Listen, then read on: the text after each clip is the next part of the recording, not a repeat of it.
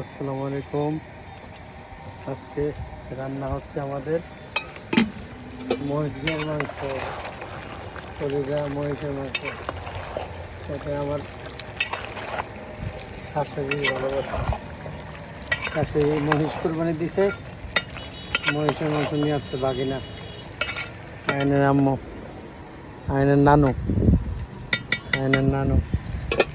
এই যে মহিষের মাংস রান্না হচ্ছে মাটির চুলাতে।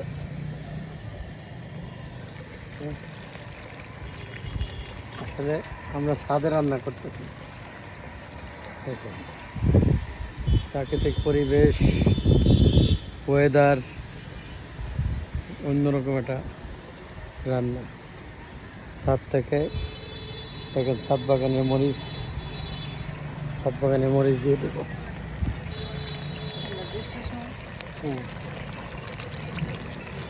অর্গানিক মরিচ। আর মহিষের মাংস কোলেস্ট্রল নাই, খুবই ভালো।